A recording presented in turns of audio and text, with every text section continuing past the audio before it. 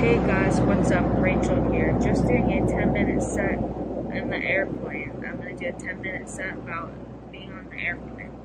Let's get started. I used to be scared of airplanes because of 9/11. Now I'm scared of other stuff like mass shootings.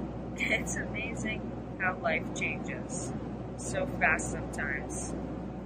I actually love to fly because I can get points.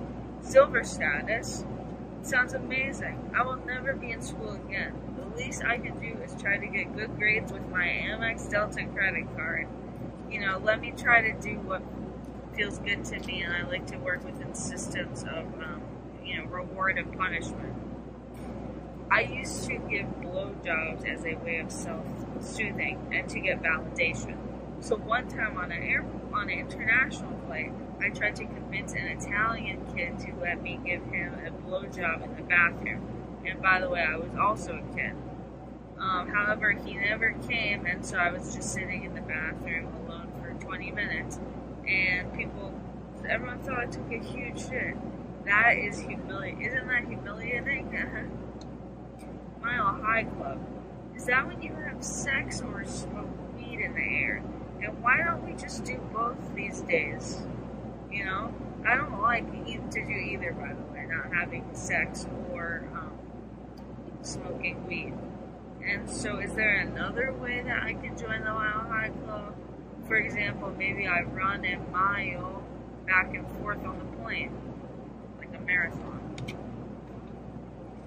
So you're really telling me that I'm 30,000 feet in the sky right now? Okay, so how far up is heaven? Because I'd like to see my grandparents. Everyone is so obsessed with finding the plane's little black... Sorry, the person just came. Everyone is so obsessed with finding the plane's little black box. However, I understand why the plane might not want it to be found. If it is anything like a woman's little black dress, you know that's a secret. Because if you find the dress, you might find out the size of the dress based on the tag, which is utterly taboo in today's society. Perhaps the plane is embarrassed of its box's dimensions, the way that a woman might be embarrassed of the dimensions of her body or her bosom. And I'm not saying that that's right, I'm just saying that is how society functions, and shouldn't we afford airplanes the same type of privacy? Hello? Oh, why don't you sleep on the plane, they say. Okay, sure, and end up with a stiff neck? No thank you. If I wanted a stiff neck, I would have contracted meningitis in high school from kissing. But I purposefully tried not to kiss so much because of different diseases you could get. And don't get me started on security. TSA agents are the one we need to be kept safe from. They're always yelling. It's just a matter of days before they hit me, in my opinion. Plus, they always change what you can and cannot do in the security line. For example, today I took off my shoes because that's literally what you're supposed to do, and then they yelled at me to keep my shoes on. This is an amazing and poignant illustration of the tyranny of power and the arbitrary rule of law. Because why are they keeping my shoes on? Meanwhile, someone in the security line told me that my Nike shoes were bomb. Shush. The airport. I'm so short that sitting coach is basically first class. To the legroom, I don't need it. Sure, I may owe $20,000 in student loan debt.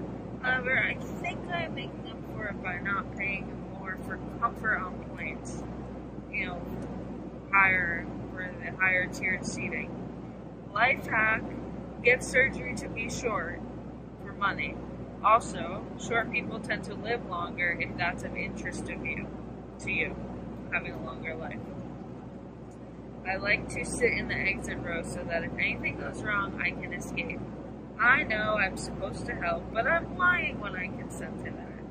I have dreams of having my own TV show. But I cannot do that if I'm dead. From helping people get off the plane before I'm ready for myself. women, it's always women and children first. But I think short women are the same as children, and we should get to go first. I used to have to take Klonopin to fly. However, I got addicted to the drug. Now I'm addicted to getting McDonald's in the airport. Life can get better. TSA pre-check, more like TSA teacher's pet. I mean, you're just falling right into the CIA's hands by giving them all this information, aren't you? Your fingerprint, your eyes, and don't even get me started on TSA clear or whatever. Oh, you know, you can get a, you don't have to fly with your passport anymore. Sure, you might as well just upload me into the Matrix. You know how all dogs are boys and cats are girls? Well, all of the airplane steward people are faggots. Flying is one of the worst things you can do for the environment, apparently. Okay, that or basically being an oil company. I mean, give me a break. You know, how am I really contributing to global warming? There's literally nothing I can do. You know, they say individual recycling doesn't even help anymore. So let me just fly. Jesus Christ, enough with the morality police. I like to watch Adam Sandler movies in peace. Celebrities such as the Kardashians fly private jets, basically to run errands. How about we just shoot these people dead at this point? I'm just kidding. But seriously, I think being in the military would be really good for me. I like the structure, I'd like to be part of a community. Again, I told you I like the idea of reward and punishment, etc. So tell me this, why are all pilots men? Let me guess, because planes are trained to listen more to deep voices, kind of like dogs will listen to high female voices? Give me a break, this industry is sexist. Okay, so that's all the material that I really prepared for this, so I'm just going to speak candidly now. It, basically, you know, do you ever think that you're going to meet your significant other on the plane? I don't want to meet someone else, I don't want to meet someone who's flying coach. You know, the best way to keep class structure together is to meet someone on the airplane, because it means you're both probably of the same class, which I guess is good if you're flying first class, but it's not so interesting when you're flying coach, don't you think? They seriously shouldn't let us have windows in the planes, because then we might get ideas about going to space, and not everyone's going to get to go to space. So why are they letting us dream big? Plus, I would break the window, and I think I can break the plane window in a way where, you know, whatever. Oh, put on your seatbelt when there's rough air. You're kidding me. Like, the seatbelt's gonna help me. The seatbelt barely helps you when you're in the car. Everyone dies in a car crash. You think I'm gonna not die in the plane crash with my seatbelt on? Get out of town. There's turbulence now. What else? Oh, and don't get me started on clapping in the plane. That's literally the definition of clapter. When the pilot lands the plane and they clap. Oh my god, I mean, could society get any more PC at this point? Jesus Christ. PC, pilots clapping for pilots. What else?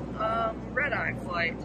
Now, why don't you tell me this? There's a red-eye flight, it makes you tired, but then you can order a red-eye drink, which is an espresso drink with coffee in it. So, which is it? Are you tired or are you caffeinated?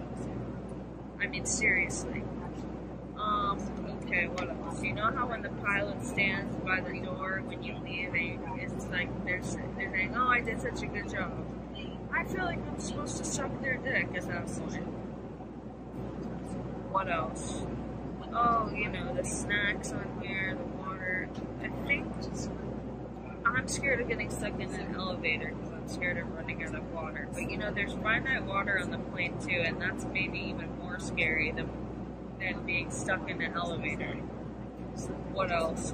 They should give us Wi-Fi on the plane for free instead of having to pay $40. Are you kidding me? Probably because they don't want us to be tweeting how scary it is to be in the plane. So the type of thoughts I have when I'm on the plane are very different from when I'm on on the ground. Okay, this has been fun. Thank you guys so much.